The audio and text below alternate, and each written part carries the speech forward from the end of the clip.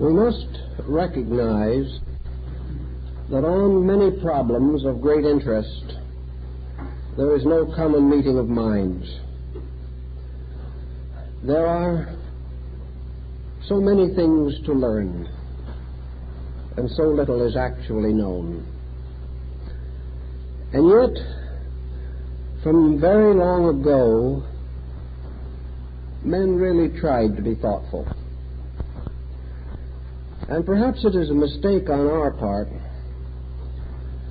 to assume that all the world's best thinking has been done in recent years. We have a tendency to believe that facts began with the development of a scientific method for the accumulation and evaluation of knowledge. It is true that facts have become very important to us, but so much that we want to know is outside of the boundaries of any machinery that we can set up for the evaluation of human thought. I have always believed that someday we will acknowledge reason to be a valid source of facts. That which is reasonable, truly reasonable, must come very close to the truth itself. And in many areas where facts cannot penetrate, or the factual instincts cannot operate, we have the power of reason. And this has done a great deal to enrich our lives, to make our concepts more noble, our ideals more luminous than they would otherwise be in the face of the available facts. The study of man began when man first began to be aware of himself and others. There are some very interesting forms of knowledge about man preserved by primitive people. We have begun to realize that primitive people could have a valid kind of knowledge, a folk knowledge, something that arises in the inner consciousness of the individual and carries on down through. Nearly all great cultures, civilizations, have produced philosophers of one kind or another, and the philosophers were the scientists of antiquity.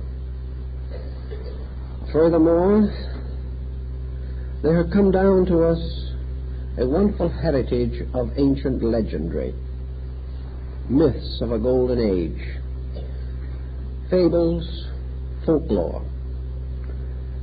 We are not able to fully trace all of these streams of belief, but there is a suspicion that it may sometime be proven that mythology is the history of the prehistoric world of things, that it is only prehistory, veiled in the emotionalizations of later peoples, but still containing much that is valid, much that is essentially true, if we have patience enough and liberality of mind enough to contemplate this rich storehouse without sophistication.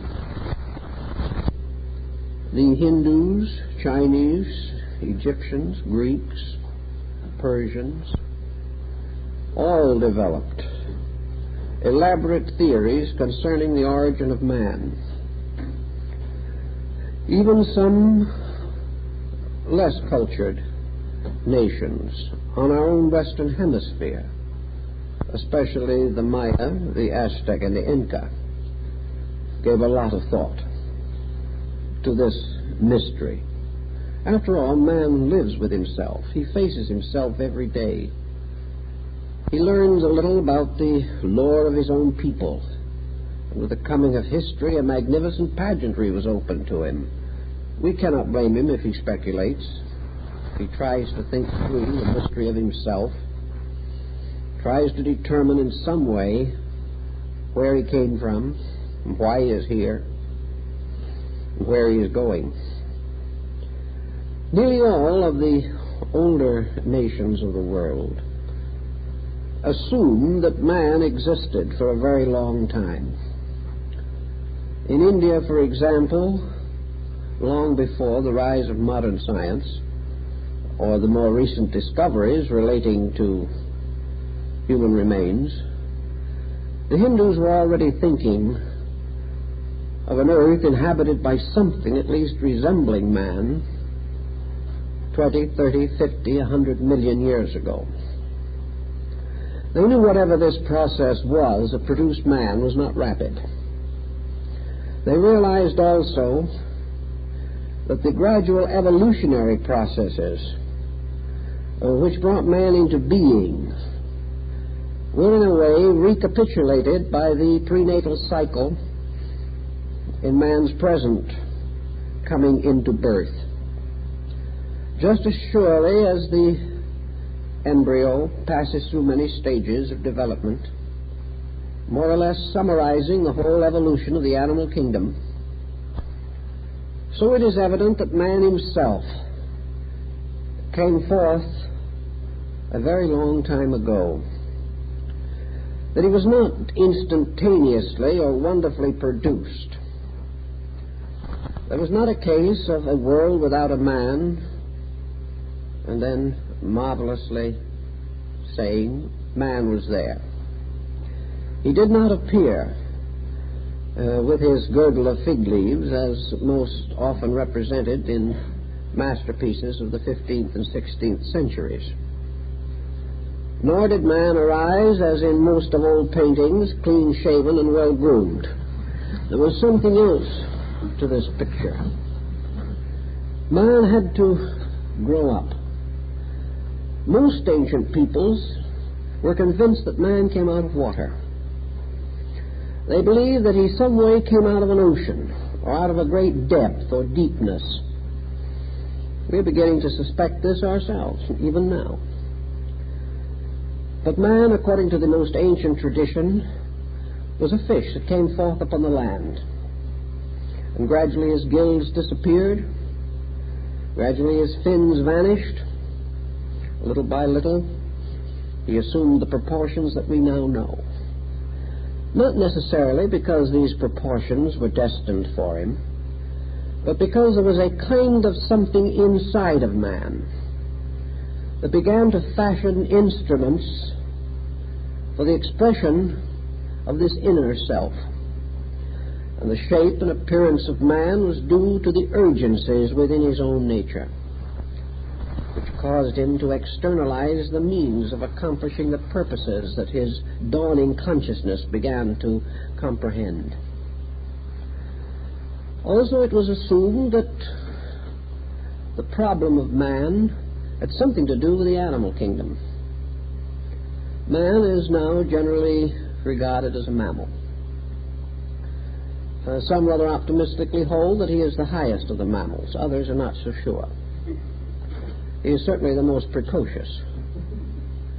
But in any way you wish to look at it, there's something that the ancient did not quite understand. It didn't quite meet his thinking. But somewhere, for no reason that anyone could comprehend, one small strain of mammals suddenly began to excel and to specialize until this strain produced man. But left behind man all the rest of the animal world, untouched, perhaps uncontaminated by this process of sudden growth. You can't really answer the question, why did one kind of animal keep on evolving and become man, and another kind of animal did not keep on evolving and become man? We pass over this rather lightly at the moment. It is an inconvenient question. But our ancient friends thought about it. It seemed to them that there had to be a real answer. Now, there was something about man that was not just animal plus. That some way man had different endowments so completely that even now, after millions of additional years for evolution have taken place or have passed, these other kingdoms do not seem to be seriously encroaching upon man. Well, they are encroaching in a way, but not by aping him, not by becoming like him. And sometime long ago, a part of animals became man. The miracle has not been repeated. Is there a reason why it has not been repeated? Some of our older thinkers began to contemplate as to what it is in which man differs from the animal. And perhaps the mother knows better than anyone else can something that happens to the child as yet unborn within her body, the quickening. In some way, this body suddenly comes to life. Something seems to take hold of it. And from that time on, in a strange, wonderful way, that body becomes a living being. And from that time on, that body's destiny is determined by this mysterious, intangible, sudden coming of aliveness, which causes this little inanimate thing to start striking out, preparing itself to be born. The Hindus like to suspect that somewhere in the evolution of the animal kingdom, something happened that resembles a quickening. Suddenly, a part of the animal world was ensouled. Something was bestowed upon it. Something happened. And in this mystery or miracle, a new value was added that was not just the product of evolution. That this something that was added took hold of a potential mental nervous structure and enriched it with a potential not anywhere else found among natural things. This potential immediately began to strike out with its own aliveness. And suddenly, what may have appeared physically to be an animal, suddenly was no longer an animal. The quickening does not necessarily immediately change the appearance of an embryo, but slowly its destiny is changed. Its destiny is changed by the fact that it is ensouled by something. This was the belief also of some of the early Jewish mystics, the Kabbalists especially. We find traces of it in the apocalyptical book of Enoch.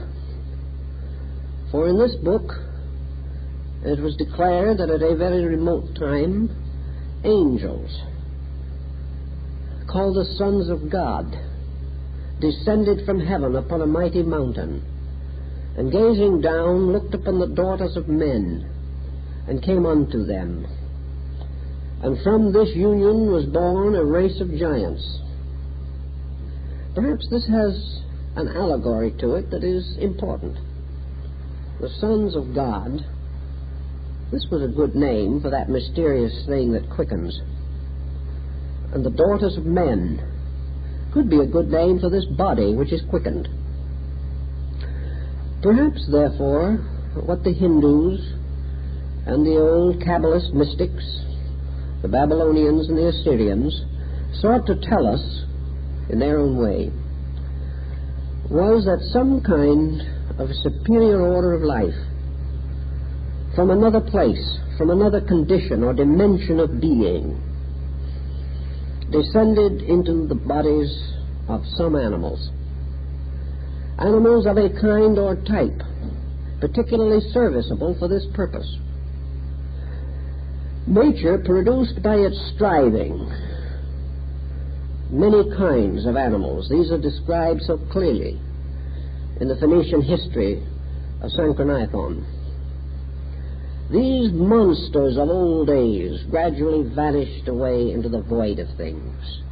Nature, struggling in the alchemical laboratory of the dawn of time, brought forth creatures, brought forth a world as the home of these creatures.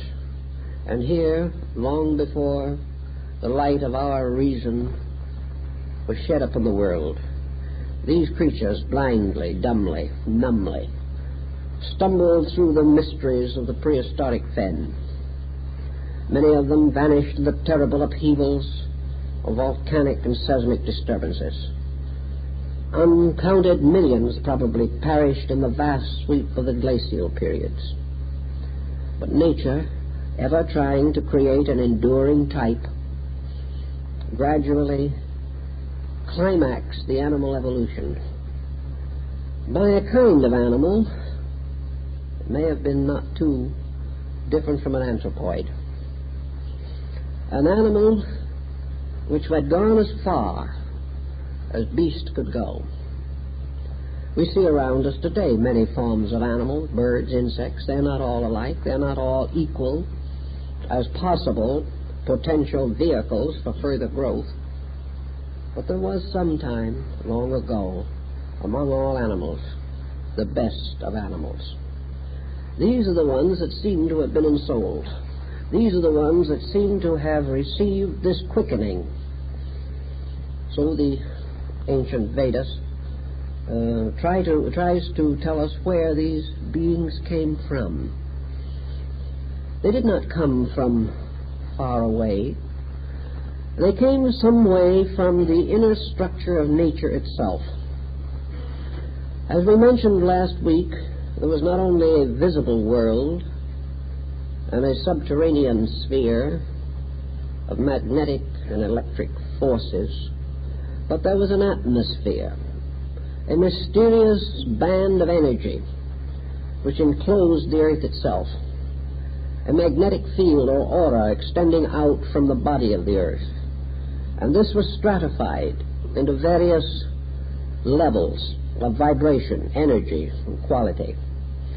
And in these various stratifications, according to the ancients, were lives waiting to be born. These lives were born out of the planetary life itself. These lives became embodied as forms developed to receive them. The first of these invisible lives to be informed was the mineral. And as crystallization became more advanced, the surface of the earth becoming capable of sustaining some form of life against the horrible combustions of the period of pre-formations. As this material substance increased in solidity, a wave of energies, of life principles, were supposed to have ensouled minerals. Now, the peculiar destiny of these ensoulments was that this type of ensoulment had to last for the entire duration of the earth's existence. Once these souls were locked within the minerals, they could not escape until the mineral kingdom itself was dissolved back into the compounds from which it came. Therefore, sleeping locked within some kind of a strange darkness were orders of life, which, however, had the mysterious power to reveal themselves magnetically, reveal themselves in the strange vibratory patterns of minerals and metals, reveal themselves through the wonderful colorations of metallic and mineral chemistries, and also in the fissions and crystallizations, and the various lines of cleavage, which reveal that minerals, particularly crystals, are all mathematical patterns. Later, from this condition, from the dark earth of the crystal embodiment itself, the material form of things, that gradually began as mosses and lichen, the beginnings of vegetable life. a life which began, according to the Greeks, in decay, in the green scum upon the surface of things. The Platonists believed that water received into itself free spores that floated in space, and that these free lives, captured and drawn within the magnetic field of the earth, fell into water, where a strange decomposition took place, a death. And out of this death and decay, life came. Life as a green scum upon the surface of water. This was the ilium, the Ilus, the mysterious source of the family of the Trojans in Greek mythology. When this vegetable kingdom had reached a certain degree of development, lives from the atmosphere of the earth's outer surface descended into these forms, quickened them, and the true development of vegetable life began. This vegetable life had considerably more freedom of expression than that of the mineral. Yet some of these vegetable forms also lasted a great time, like the sequoia trees and the cryptomeria of Japan, trees that might grow and live and linger for 10,000 years, trees that were old, long before the wars of Troy and the fall of the ancient solar race of India. Later, from this same type of continual growth, these plants began to extend further powers. One of the things that seems to have had a strange and little appreciated influence on all this was that plants gradually developed horizontal structures.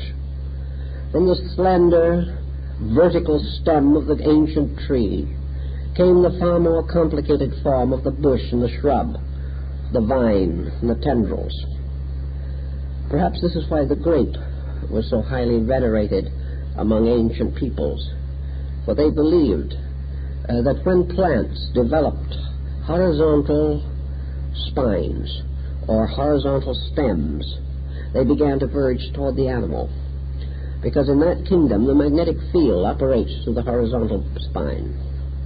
But in any event, some plants seem to have gradually evolved until they could be quickened into animals. And so it went on, until finally some animals reached a point where mysterious beings or entities held in the outer magnetic atmosphere of the earth the spores of humanity were able to take upon themselves these bodies. And in the course of time, the pressure of the peculiar consciousness which we call man broke through. The animals ceased to be like other animals and gradually became lord of the rest, binding to its use those lives not quickened by its own unique mental potential. Various estimates were made as to when this all might have happened. Perhaps the most conservative figures would put it somewhere between 30 and 50 million years ago. It might have been 1 billion years. Probably not so long, however. But somewhere, when time was right, the unfolding planet, with all that it carried with it, fulfilled some destiny locked within its own archetype or purpose. For it began to release in itself, through itself, and from itself, the kingdoms that were to people it, that were to give it its covering, its adornments. And these adornments of these peoples gradually became the reason for the planet itself. It was their mother. It fed them all. It gave them form and birth, and finally in death received them back again into its own dark earth. Once it is assumed that man was a creature which had a unique destiny bestowed upon it as part of its evolution, then we can begin to understand why man changed the course of nature, and little by little gained a strange independence. Man became the only animal that could really worry. There are tendencies now for animals to be neurotic, but it is assumed to be as a result of association with man, which is enough to make anything neurotic. But man certainly is the only animal that knows that it must die. It is the only animal which has ambitions, as we know them.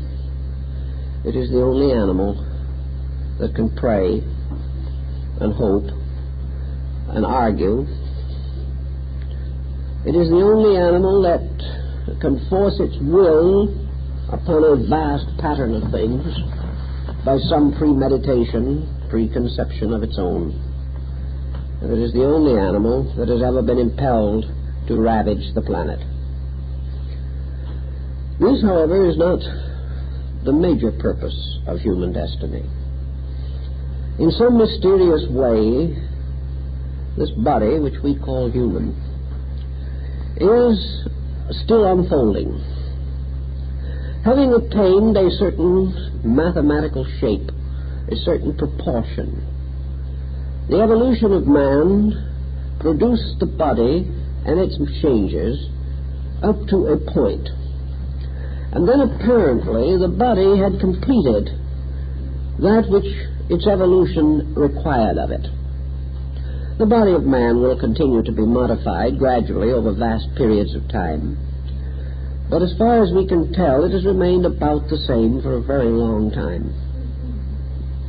The body of man has not changed as rapidly in recent times, and evolution has moved from the growth of the body to the growth of the person within the body. Unless the person grows, the evolution of the body is meaningless as far as man is concerned. For the body is now dedicated to the advancement of his purpose. If man needs more from the body in time will provide it. If man demands faculties or powers which he does not at present possess, nature will meet this demand, and body will be modified to produce whatever is needed. But for some time it has appeared that man does not need to make any major renovation in his physical structure. It is also rather obvious that for some time man has not called upon the resources he already possesses. He is not demanding of the body the full measure of its loyalty or its obedience. He is simply acting as a despot, requiring that the body sustain his follies, whatever they may be. For this reason, the body is punished, and its security and survival are endangered. If the person in the body fails the body, then ultimately this entire form will fall back into the chaos from which it came in some remote period of the past. The person in the body, however, continues to grow. We observe historically a tremendous unfoldment of man. We notice the rise of arts and sciences, the increase of knowledge. We also perceive in him the unfoldment of his aesthetic sensibilities, his ideals, his dreams, his imagination. Little by little, man has raised himself to the highest level of creativity which he is capable of conceiving. Not too high, perhaps, but the best he can do. So man continues, in one way or another, to reach out from within himself, through education, through arts, through religion and philosophy, to gain greater and greater maturity of consciousness, which must come if the purpose for which man was created is to be attained. In the process of his evolution, man also developed a pattern of racial differentiations, very similar to the animal species of other kingdoms, or the types of plants or minerals that we find. Man, however, being a little more self-centered, a little more egotistic than most other creations, no longer considered variety as something gracious and enchanting. He began to think of variety only in terms of competitive excellence. Therefore, instead of recognizing the unfolding of humanity as a magnificent mystery of life, he began to stigmatize the various kinds of his own type. He began to talk about advanced races and backward races. He created a vast conflict in races, simply because he did not realize that racial differentiation in the human kingdom is like the differentiation of birds or of flowers or of the bright minerals in the earth.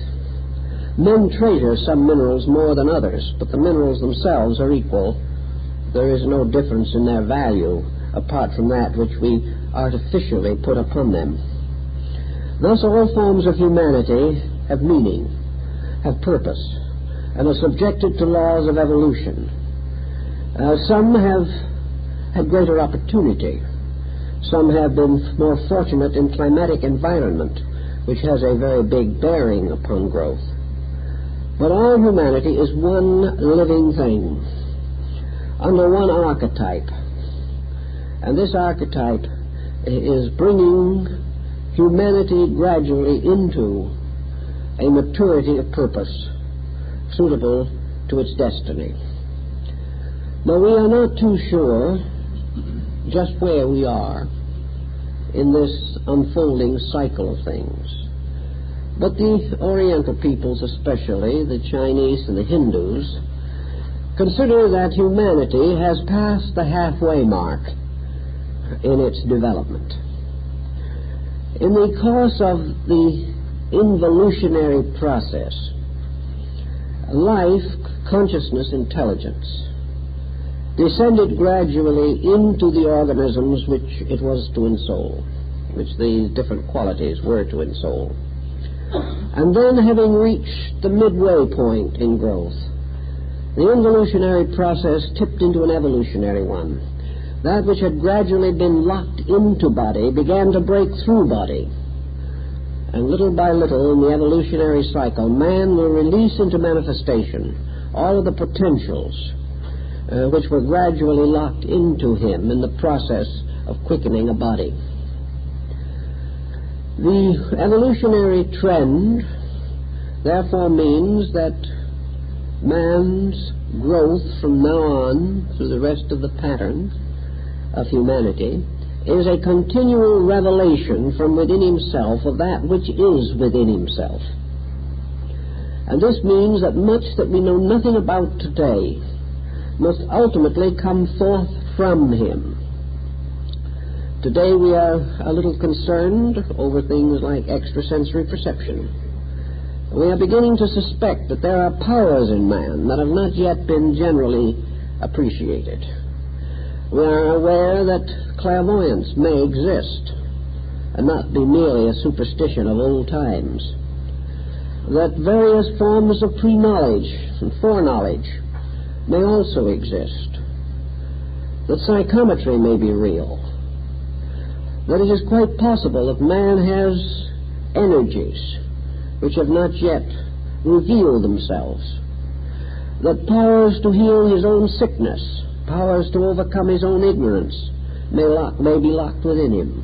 The Chinese have always believed that sometime man would release through himself the power to educate himself, and that it would not be necessary for him to build vast educational systems. These educational systems are only there to prod the sleeping knowledge in man, where education itself, from the word educo, means only to draw forth. It does not mean to cram in. So that it's quite possible that there may be a mysterious power by which man can tune into knowledge, just as today is able to twist the dials on a television or a radio and achieve a miracle that his ancestors would have regarded as not the work of God, but the work of the devil with fair cause. In any event, man has more in him than has ever come out. And the process of bringing it out and getting it out is associated with the situation of living. And here we can begin to think in terms of some of the other Eastern moral philosophies concerning man. Buddhism has quite a lot to say about this, because after all, its peculiar province was man and the internal structure of his own psychic nature. Obviously, man grows best under pressure of some kind. The individual must be lured out of a kind of complacency which might otherwise reduce his probabilities of survival, all the way down through the kingdoms of nature to the lowest that we can understand. The great pressure to survive has moved all things forward. Survival means always that the individual must be more than he is or perish. That which he is sets up problems for him. The present level of his knowledge at any time causes him to endanger himself. The only solution seems to be that as this danger becomes more immediate and imminent, the human being has to release another level of insight to combat this situation in which he has painted himself into a corner. Each time he uses this insight, he moves forward. Then he rests for a little while and uses his new level of insight to get himself into a further difficulty. This again has to be solved by another exertion of consciousness, so that man grows simply because he wants to survive. He has never grown really from the sheer joy of the prospect. He has never become wise so much from the fact that he loved wisdom as that he was tired of misery. And out of wisdom he hoped to find a remedy for misery. Thus, something prods us, has prodded us from the beginning, and has forbidden us any security since man was man. At a very early time, when he hardly knew enough to survive, he had already sufficient skill to tie a stone to an axe handle and hit his brother over the head with it. From the oldest days, he was in conflict with his own kind. Ambitions and jealousies began to develop within him. Conspiracy became one of his greatest avocations. He was resolved to conquer the earth as soon as he knew that there was an earth. So little by little he has complicated his destiny. He has created systems and destroyed them. He has built cities and torn them down. He has made laws and broken them. He has persecuted others and been persecuted in turn. He has become more dangerous with the passing of every year, until now his own dangerousness really frightens him almost out of his wits. But man goes on, forever trying to find the answer. So what we call suffering, or what Buddhism calls suffering, is the natural and inevitable consequence of man living contrary to a reasonable code. Suffering arises from breaking the simple rules, or, as the Scriptures would insist, from disobedience. Not disobedience to a personal deity, but disobedience to the general pattern of existence itself. Disobedience to the common sense rules, which have always been, which man has always, to a measure at least, recognized. But because of his own nature, because of his own arrogance, because of his own incredible ambitions and determinations, man has forced his way down through time, almost always destroying something. Against this destruction, he has tried to build certain laws, rules, institutions, the Hague Conferences, the League of Nations, the United Nations Organization, All these represent man's recognition of his own inability to govern himself with dignity. And yet the same old struggle goes on. Buddhism simply takes the attitude that all this is contributing to evolution simply because it is forcing the individual to wake up. That ultimately he will reach a condition in which he must be right or perish. And when that time comes, at least a percentage will choose to be right. This would then carry this mysterious process of growth over the next hurdle which lies in the future.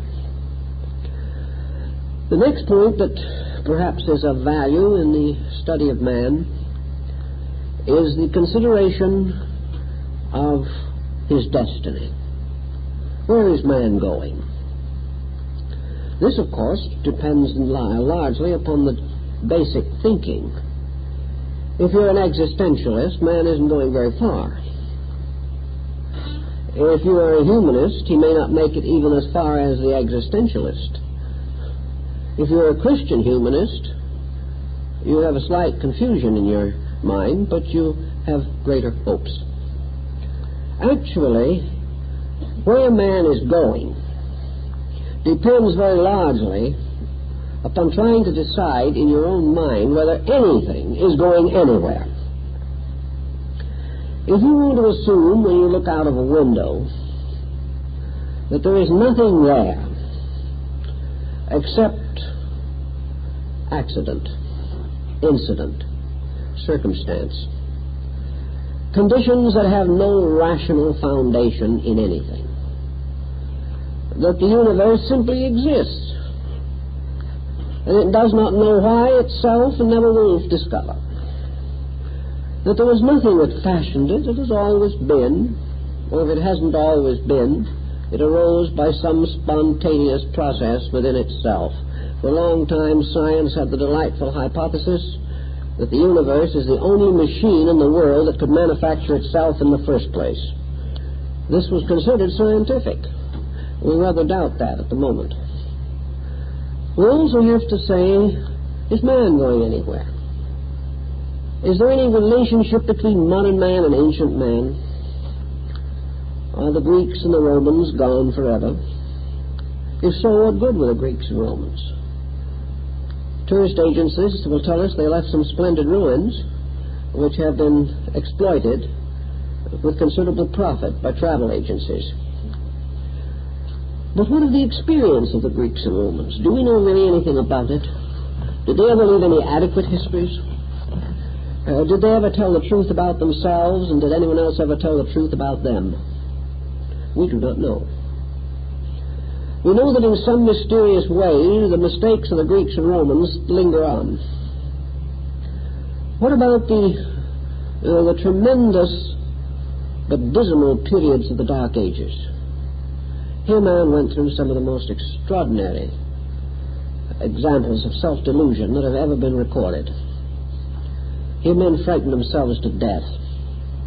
Witchcraft, demonology. The individual living in a universe of terrors, believing in a good God and finding nothing good anywhere.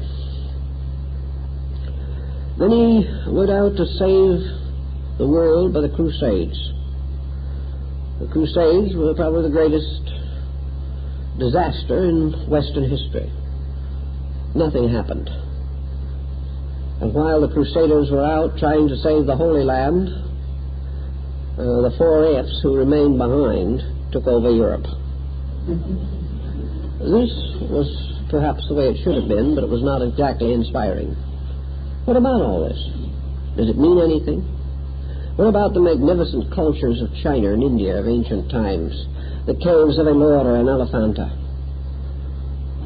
the wonderful sculpturings of Sarnath and Benares, the beautiful monuments of the Mughal Empire. What are all these things? Do they mean anything? The builders of them are gone. Is man only able to leave behind him monuments to his own dead? Are the builders of these things gone forever? And will we who now stand in wonder of these monuments, join the forever dead in our own turn. This is something that somewhere along the line Western man is going to have to solve, because if he doesn't solve it, he's going to end in the most complete neurosis. The individual simply can't live with absolute nihilism. He cannot build anything if there is nothing to build with and nothing to survive after it is built. Man today is gravely concerned with not only where he is going, but if he is going. And yet, it would seem a very tragic thing indeed if this wonderful generation should perish completely. We're not so sure we like this generation in every way, but you realize that 100 years from now, there will probably be not a handful of human beings alive who are alive today. Everything will have gone. New generations will take over. The process is so gradual we hardly notice it, but it is inevitable and eternal. And so, if evolution is going to take place, how does it operate? Biologically? Are we to assume that in some mysterious way all the growth we have achieved goes on in the cell, and then in some way or other the future is enriched by the fact that we have existed? The future doesn't know this any more than we know how much we were enriched by the past. But is it all there? And if so, is there sufficient justification in this? Is it perfectly all right that everything shall perish, only that the genes can go on? It doesn't sound economical, it doesn't sound especially reasonable, but it is frightfully scientific. In fact, it is frightful. But we have no way to refute the scientist in his own language. We can only profoundly suspect that he is short-sighted. In this way, let us then take the possibility, which also belonged to our ancient brethren, that this life moving down through time is one life. That humanity is one way of life. That which is actually growing is like the flowing of a river. That life is moving from its source to its final state as one vast organism. That this motion is real. That this motion is purposeful. That these things happen because it is best that they happen. And that some force, power, or plan that we do not understand has decreed that the only way in which the particular purpose now at hand can be accomplished is the way it is being accomplished. And that therefore this way is indeed the beautiful necessity. It is the thing as it should be, as it must be. Man can only hope, however, to try to fathom something of the mystery of it, to find out how to explain his place in this project.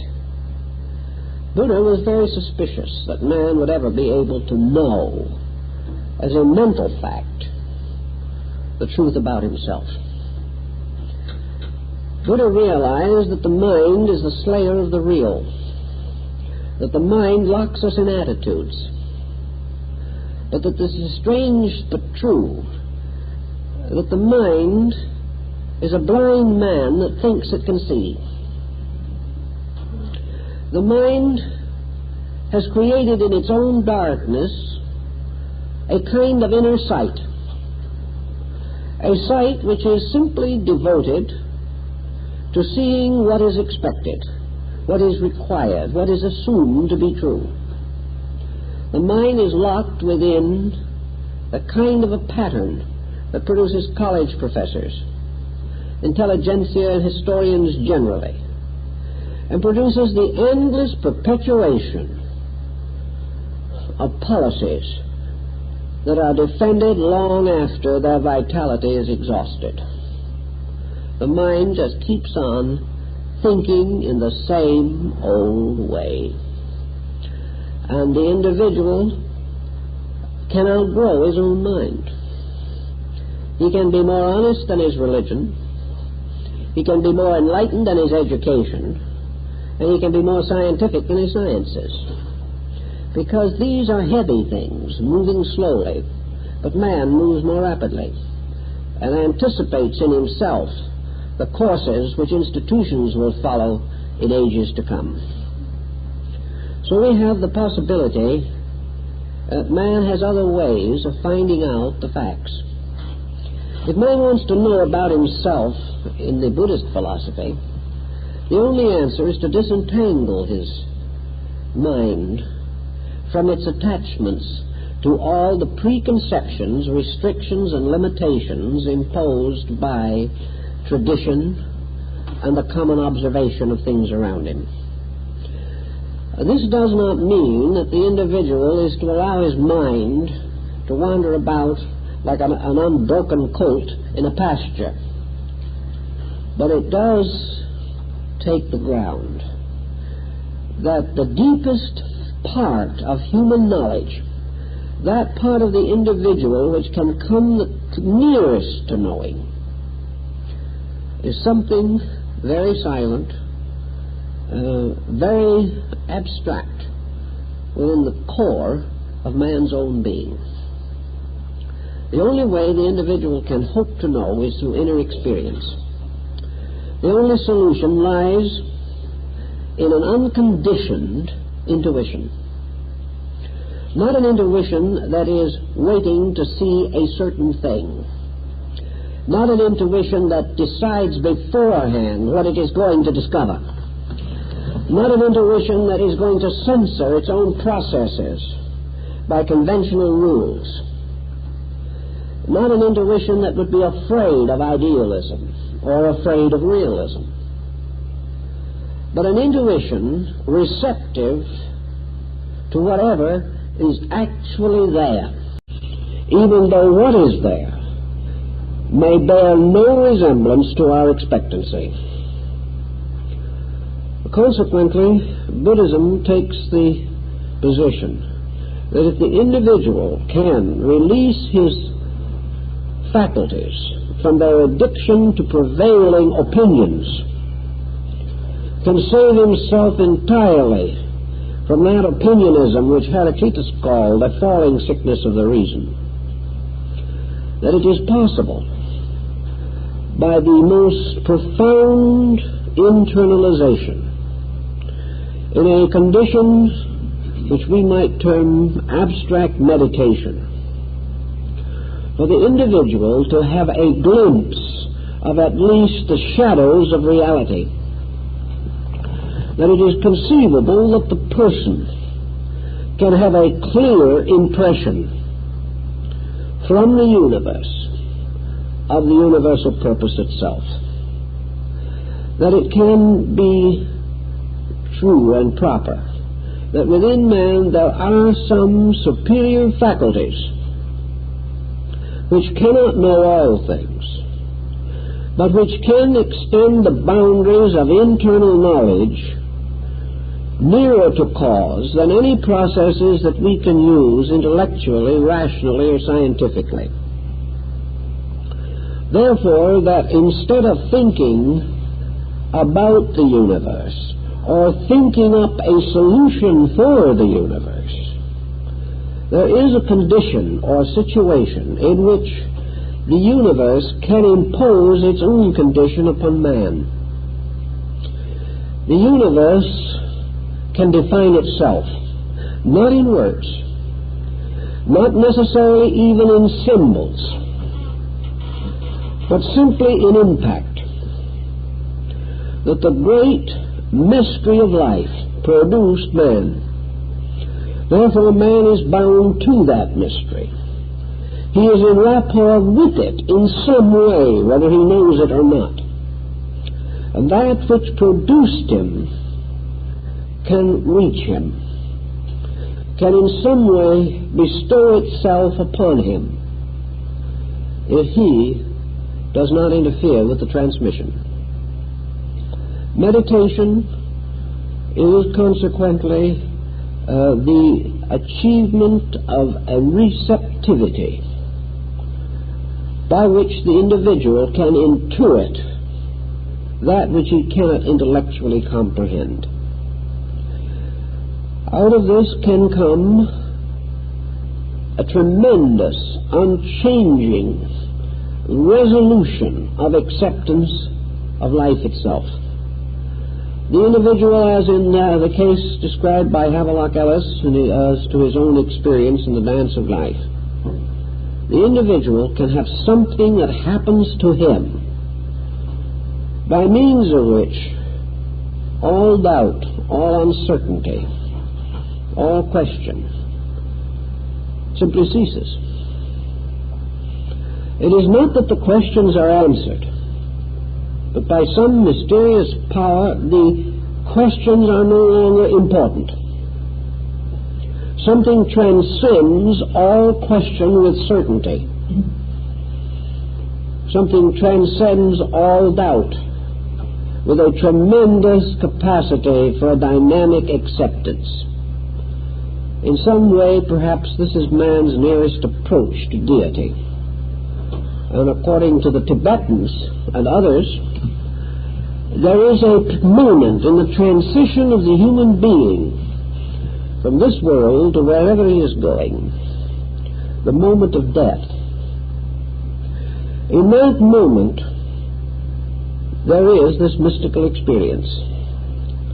In the moment of transition, the individual has this flashing acceptance, has this strange, incredible realization that he is entering into a reality rather than a vacuum.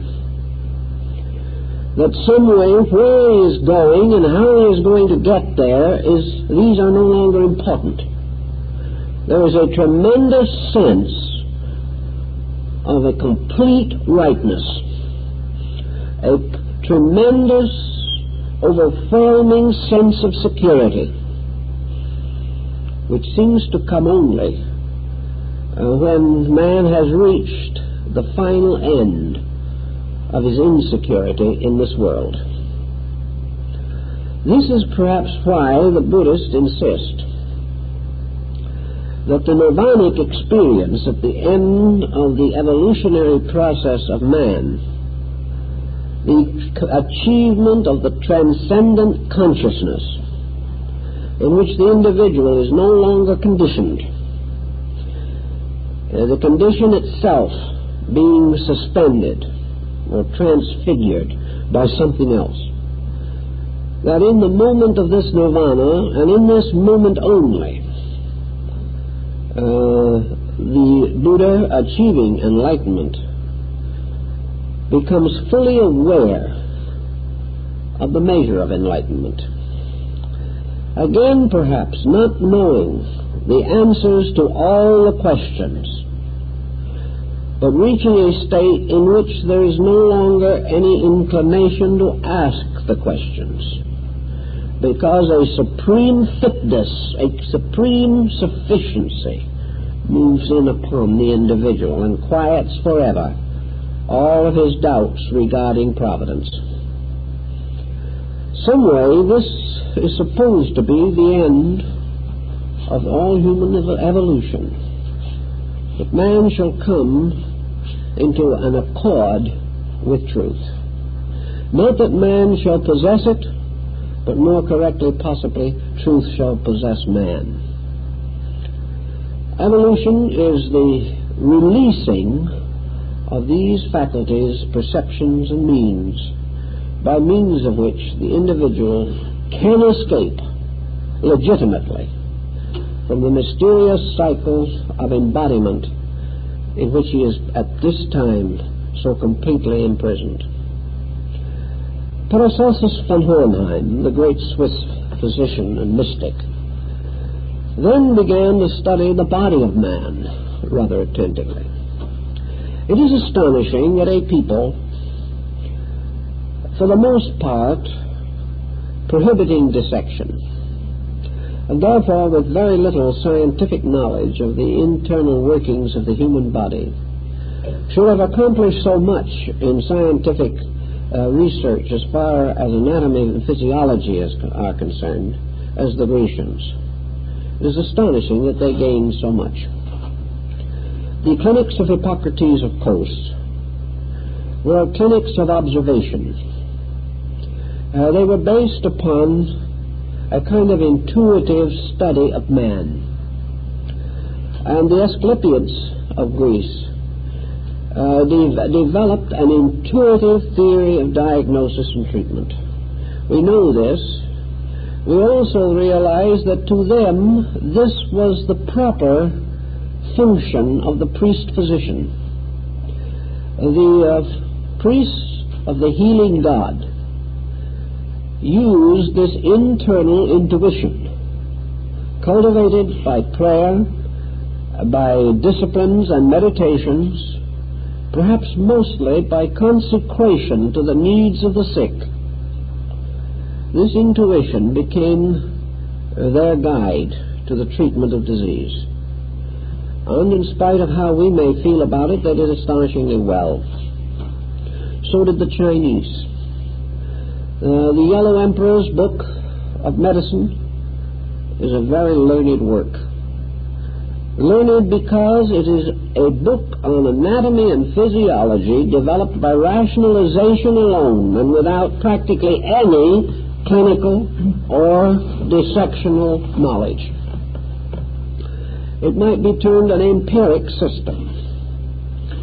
It was simply achieved by imposing the universe upon man and assuming that man was a miniature of the world and treating him in this way, so that all methods of treatment were based upon astronomy and sidereal motion, that actually sickness and health were cosmic mysteries related to the sun and moon and to the motions of the stars.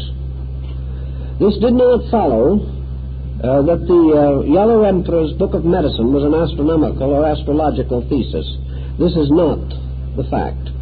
The fact is, however, that it did recognize that the human being was a little universe, and that therefore all the principles that men could study in nature were applicable to man. The Druids of Britain developed the theory that there was a plant in the earth for every star in the sky, and that just as the combinations of stars form diagnostic patterns, so the herbs of the earth, when combined, constituted the perfect remedies for all ailments. One of the old Druids said that there is not a sickness of the flesh, but that there is a flower or a plant or a shrub which is its proper remedy, and that you may not have too much difficulty in discovering it.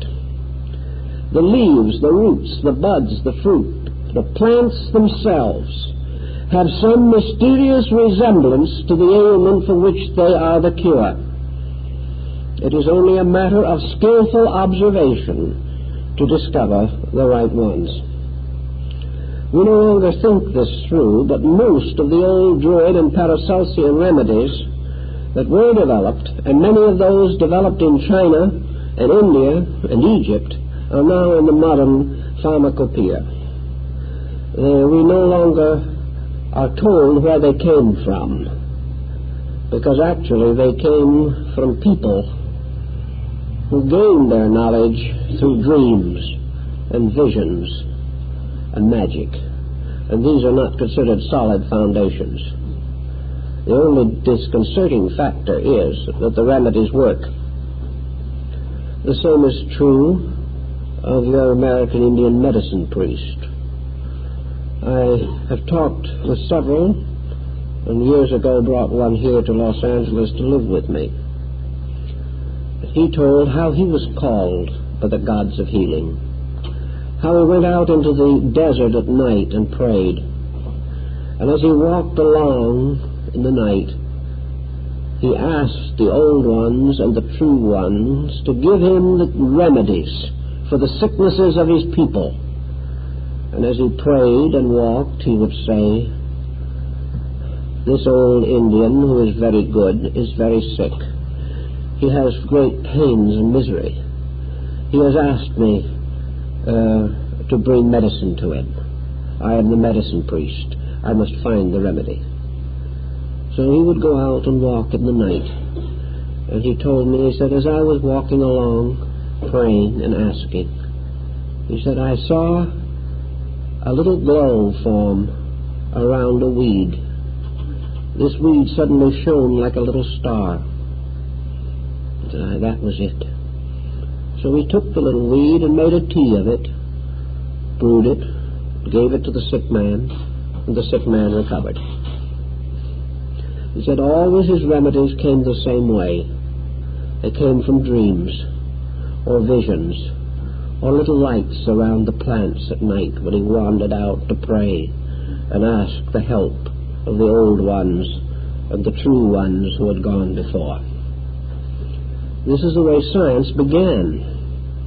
Sometimes we wish it had remained so sensitive to the intuitive mysteries of life. So Paracelsus pointed out that there is within man another universe, a universe of powers, a universe of principles, that within the human being are the remedies for the ailments of his life. Paracelsus said the Creator has given man 3 books, by the reading of which he can perfect his knowledge. The first is the universe, the second is Holy Writ, and the third is the human body. From these, duly and properly studied, all can be found that is necessary. But to duly and properly study these, man must be quiet, reverent, humble. He must ask for help. He must ask for the light to shine around the little weed. He must believe that it will shine. So great learning spends millions and men still die. We are not willing yet to pray for light, to ask humbly that the eternal physician be revealed in the works of nature. Also in India, of course, the human body becomes closely associated with the great mysteries of yoga, Vedanta, and Tantra. The human body becomes an alchemical mystery, like that of the medieval scientists. Man develops within himself the secret science of his own salvation. He becomes capable of regulating his own body. He gains control over the functions and processes of his own flesh. Little by little, he attains a benevolent mastery of the very body which has been so uncertain and difficult to control. The yoga systems prove conclusively that we can control pain, that we can stimulate and regulate the functions of organs and structures, that we are capable of maintaining this body by an act of will. And among the ancient beliefs there was one to this effect, that as man achieves his highest evolutionary procedure, he will become capable of the voluntary control, structure, and repair of his own body.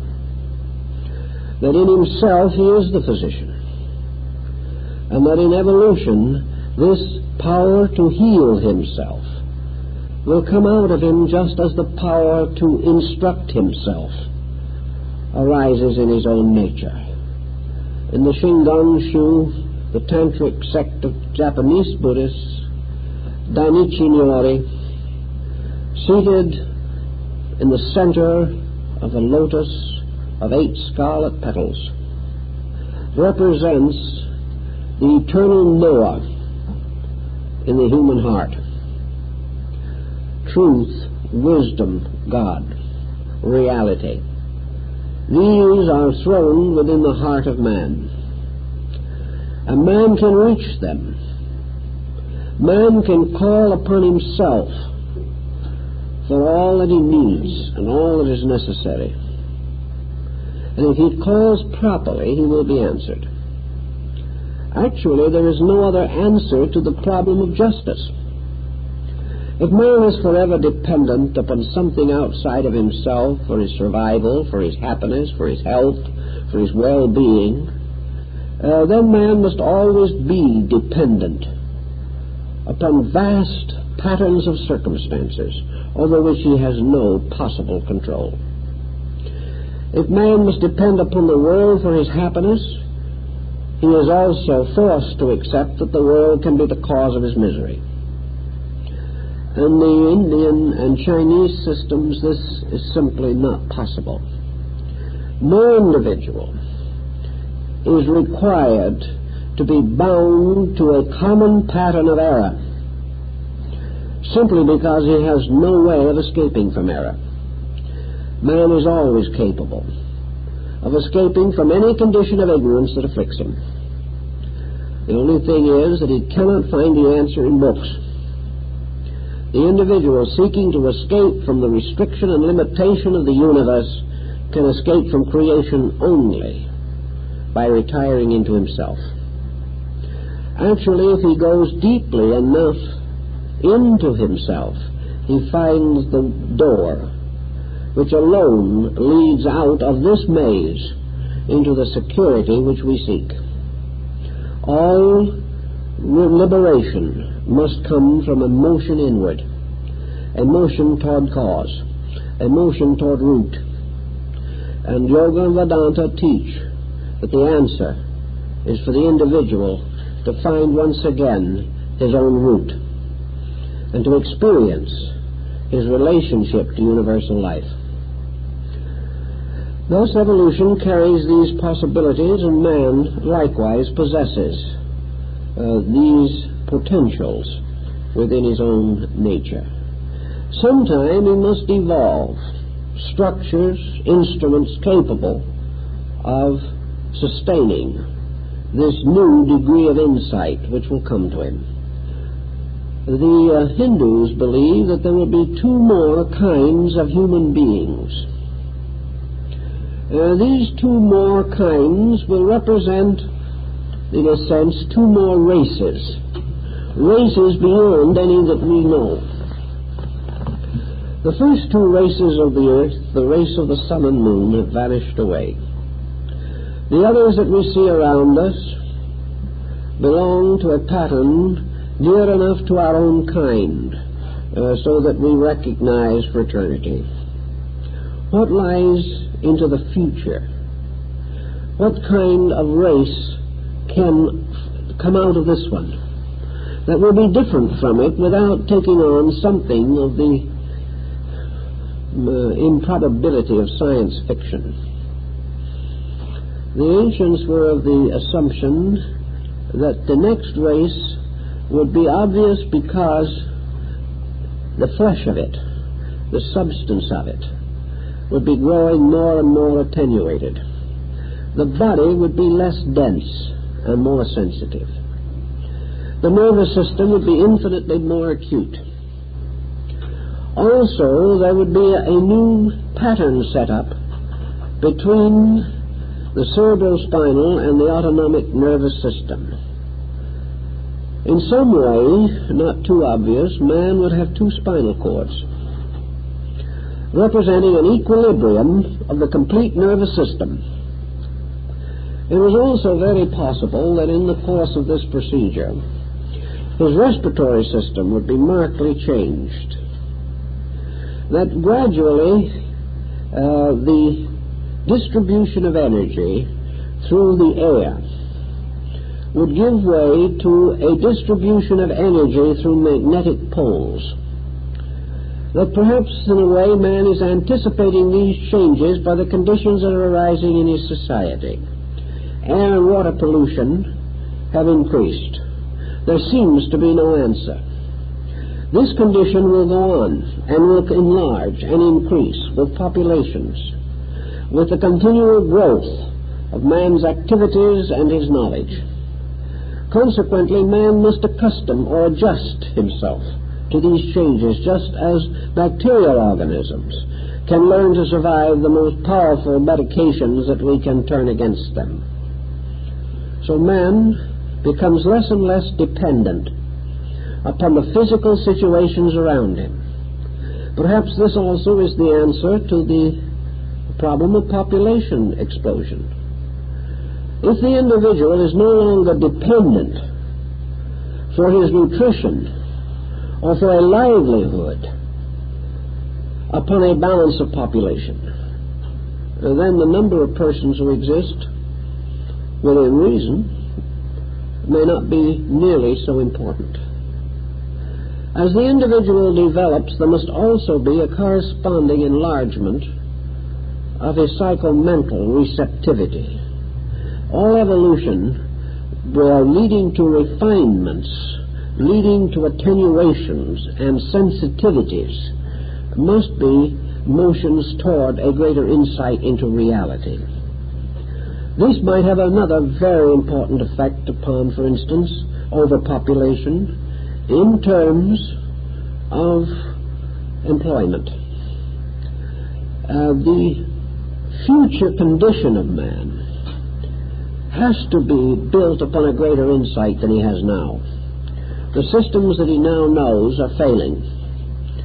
They represent a condition of living which has ceased to dominate in human affairs. Therefore, new relationships must arise among peoples, new codes of life, new concepts of success. And if, for example, for some reason, man should outgrow his peculiar fatal attachment to wealth, if he no longer would consider possession as status, it would not be long, perhaps, before his entire human society could be greatly altered. And if man outgrows this attitude of possession, because his own consciousness is no longer adjusted to it, these changes will be painless. They will simply be the individual passing from an adolescent psychology to a more mature one, by the inevitable natural processes of growth. Also, it is assumed that as this refinement continues, there will be a larger and more active extrasensory band. That the individual will gradually standardize what might be termed extrasensory perception. What we like to think of now as thought transference or clairvoyance may be a standard faculty, not much more remarkable to the man of that day than sight is to us today. If such is the case, you can immediately realize the tremendous effect this will have upon the social and environmental life of man. If man really possesses a well-developed extrasensory perception, he will no longer be able to keep a secret. Nothing can happen without his knowing the facts of the matter. All promotion, all publicity, all propaganda will lose influence. The individual cannot and will not be deceived. He cannot be exploited. He cannot in any way be prevented from knowing the truth about how other people feel about him, nor can he prevent other people from knowing how he feels about them. It might be a very astonishing thing if such frankness was thrust upon us. And yet, we can see how the extension of a single sensory perception could completely overwhelm the whole pattern of modern society, forcing it into an entirely different direction. If these all add together to produce what might be termed the sixth root race man, then we perceive an individual who, in terms of our present capacities, is extraordinarily learned. Perhaps the best way that we can parallel this is in the Buddhist concept of the Arhat, or in the Hindu concept of the Mahatma. This exceptional type of person, the illumined sage, the miracle worker, the wonder worker who achieves the incredible simply by obeying natural law, by permitting things to fulfill their own patterns without human interference. If such a race comes into existence, this in itself must be the solution to the problem of our dilemma. In other words, our answer lies in that man will outgrow himself, that his growth will go on. And this growth will probably be most rapid for those who already have begun the cultivation of these characteristics which belong to this type of growth. However we want to look at it, those grow most rapidly who deserve to grow, who create within themselves the causes of their own improvement. We must naturally assume, therefore, that the same type of thing which has always happened is most likely to happen again. As surely as in the ancient legends, human beings entered into and quickened the bodies of beasts to produce men, so another wave or level of consciousness in nature must take upon itself the vestments of the most advanced human types to produce the next general demarcation. Having established this demarcation, the Buddhists say these progenitors, these pioneers, gradually retire, permitting then the normal evolving groups for which they have prepared archetypal vehicles to take over and manage the new kingdom. In this sense, then, the sixth race would represent beings, perhaps almost the perfect scientists. Scientists because error would be almost impossible to them. Science because they would have the common power to know, not to think, to hope, to speculate, to calculate. It would no longer be necessary for them to make an imaginary diagram of an atom because they could not see the real thing. It would not be necessary to go through the laborious process of Einsteinian calculations to discover the bases of the structure of matter and energy. These things would be known by the direct act of consciousness.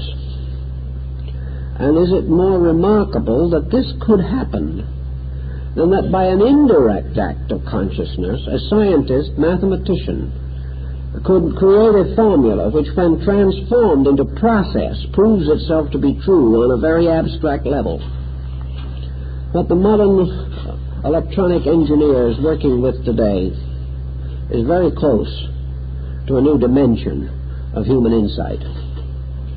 But this new dimension has to have one other thing which is as yet deficient, and that is humanity. The gentle dedication of consciousness to the service of good. For without this transformation of vibratory core of man, the next step will not happen. Man can never be given a great step forward until and unless he is capable of using it wisely. So we must have to wait until man grows not only smarter but better. For betterness is the key to insight. It is by improvement that man conquers himself. By skill he conquers other things, but remaining unconquered himself arrives at his own destruction. The next point then would be to consider the seventh, that which lies beyond the sixth great racial demarcation. In this we have, as always in the Hindu septenaries upon which our present thinking is based, we always have the seventh as a kind of suspension. In the Scriptures it is said that on the seventh day the Lord rested. If we slur the word Lord and make it law, on the seventh day the law rests. The law is suspended.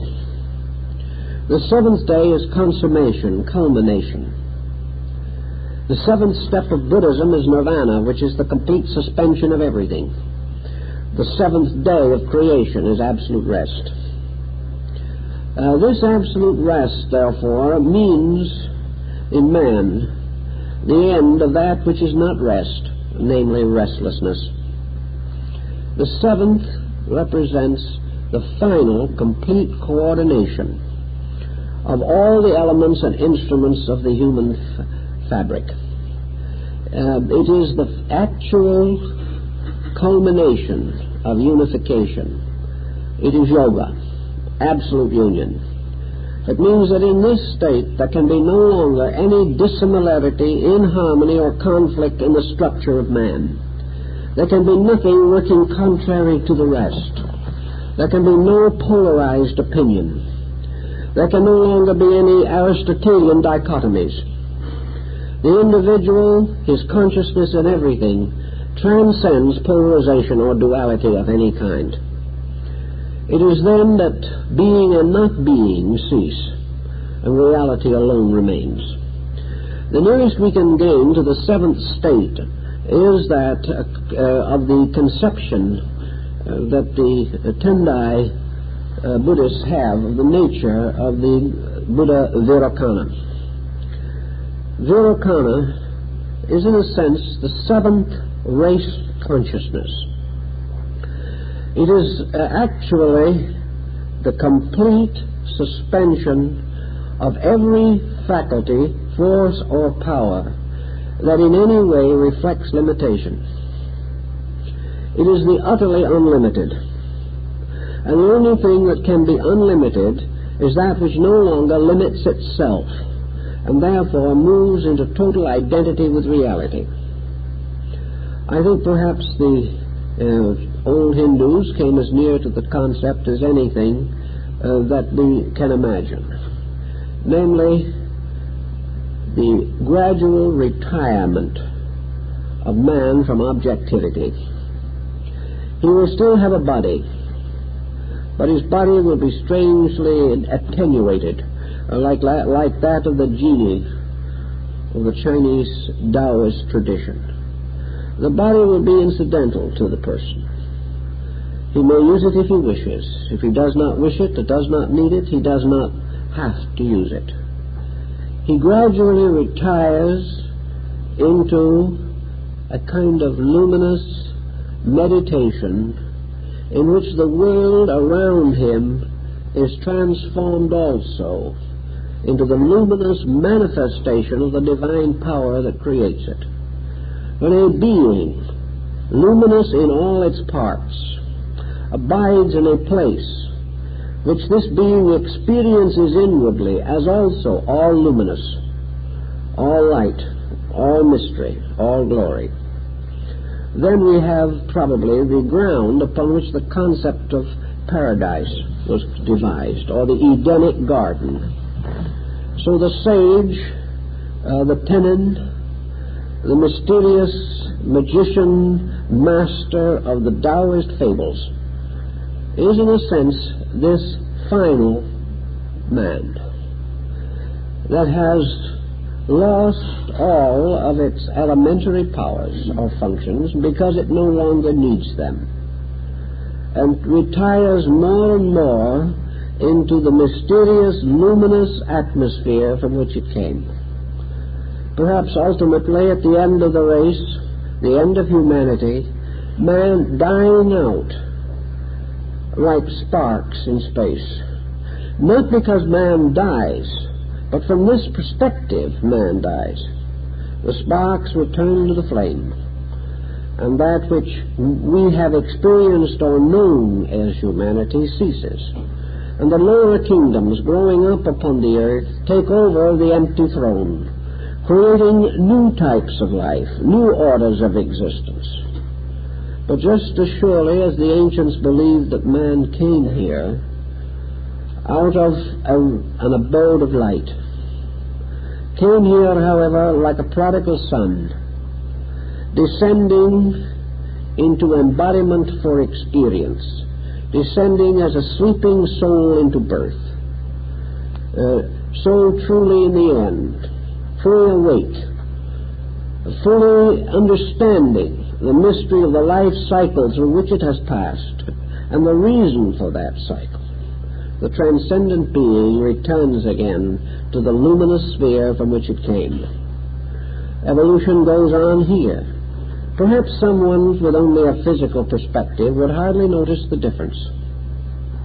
The old forms go on, but new lives are moving through them. It is exactly as though we stood and watched a city day after day. In 100 years the streets would still be filled, but not one of the people would be the same. So in the world the stream goes on, but who knows what strange chemistry takes place behind the masks of matter, the masks by which men think they recognize each other. But these masks are only a persona, and behind the mask is a face that may change, but we never notice the change because the mask does not reveal it. So all through nature, orders of life are changing, but we do not know this because they move through the forms which have been fashioned for their housing. The ancients likewise tried to consider how far man could go. What, after all, is man as we know him? He is a body, he is a consciousness, he is a being, he is something with a spark of life in his heart. Where is he going? How can we really guess where he is going? We know he came from less, and we know that he goes to more. But how much less did he come from, and how much more does he go to? In Hinduism and Buddhism, all life ultimately reunites itself with some form of an overlight. In Hinduism, it is Atman. Atman is the eternal soul, or eternal self. Buddhism, not recognizing Atman, posits instead the complete suspension of all conditions in nirvana. But it clearly points out that nirvana is not total extinction. It is only the extinction of that which experiences separateness. So that beyond separateness is another kind of life that we do not fully appreciate right now. But the Atman, or the final overself, whether it be union in consciousness with the Buddha, whether it means the ultimate attainment of Buddhahood itself, which the Buddhist tradition affirms, or the Hindu Atman, or reunion with God, or oneness with the infinite. The concept is that what we call evolution has an over pattern, a pattern larger than anything that we can appreciate. That these separate sparks which make all forms of life, from the tiny gnat floating in the sunbeam, from the electron and the atom, from all the kingdoms of nature, and even into the mysterious divine hierarchs described in the visions of saints, all of these sparks of life were cast from a single fire, one tremendous consciousness called Atman. This consciousness, in the form of Vishnu, floating upon the coils of the coiled serpent of eternity on the ocean of space, represents, strangely, the total nature of life. At some time in the Hindu mythology, this total life, this Brahman, this eternal Vishnu, this Lord Shiva,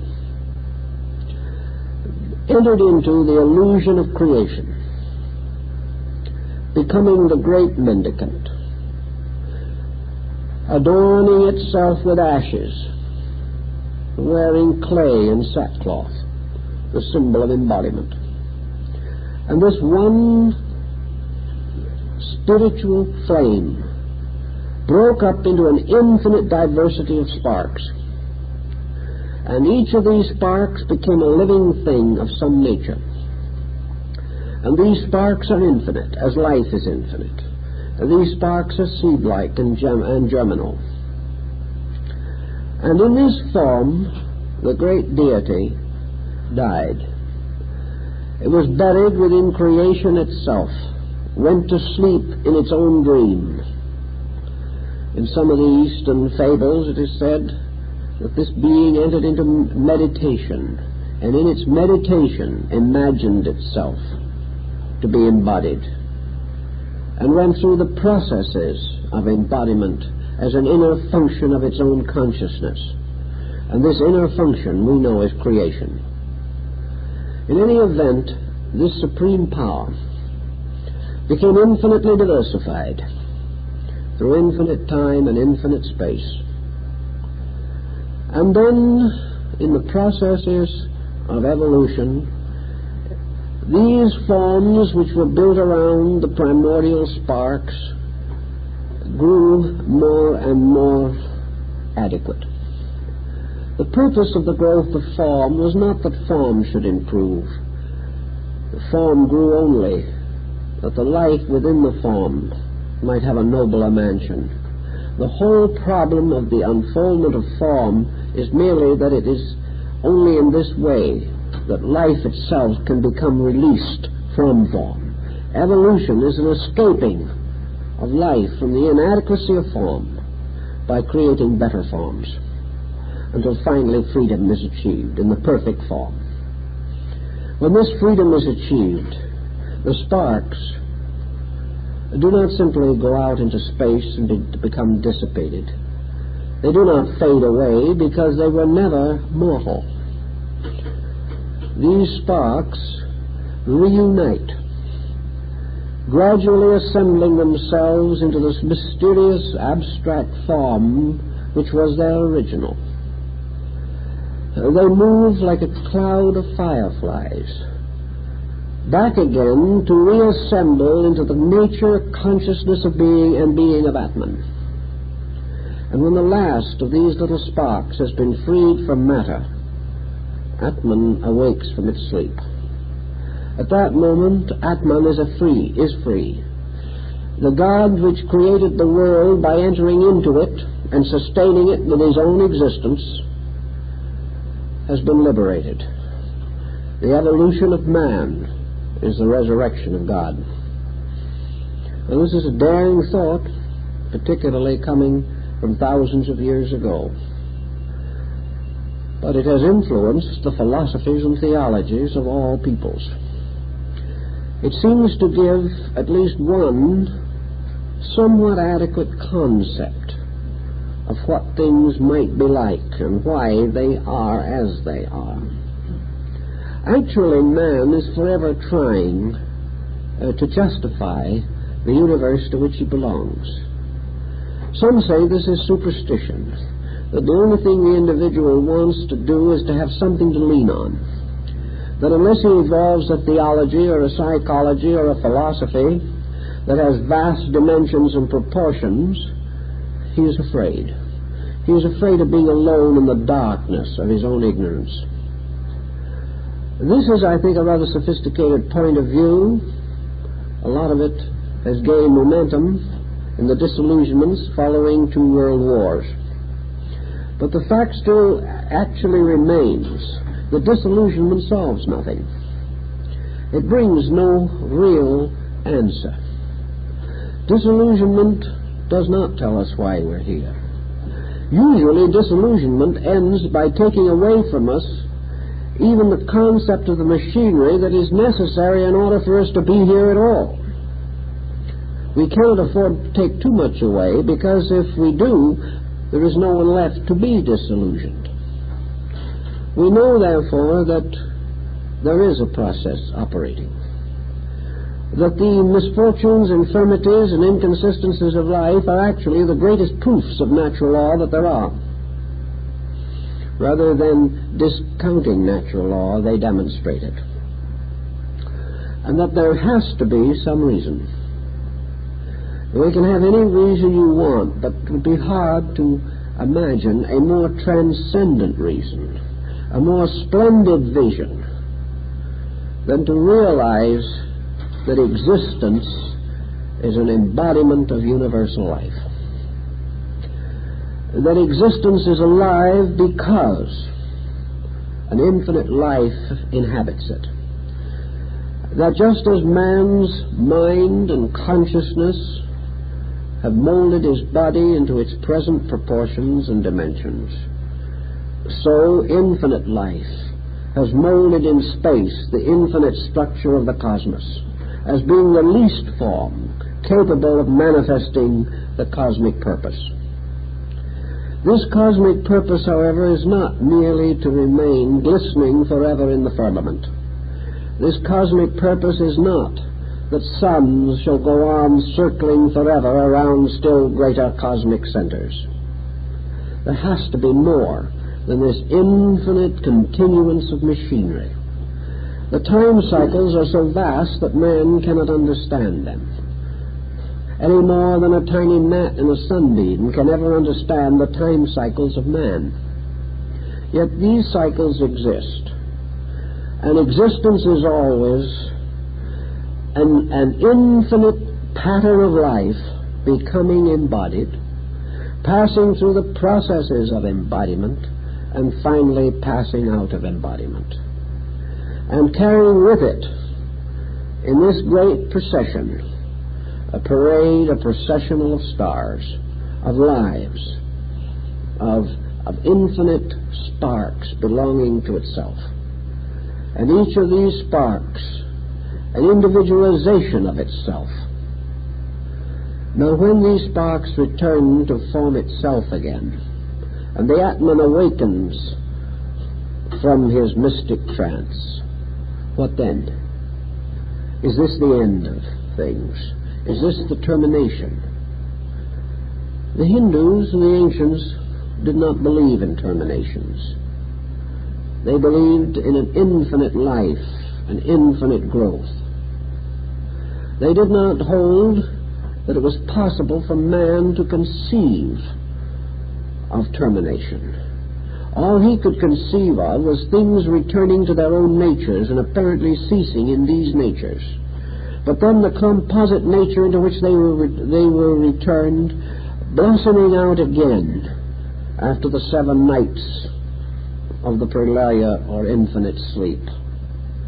So life goes on, evolving, unfolding. But every experience that occurs in life has meaning. By our experience, we add to the waking of the sleeping Brahman.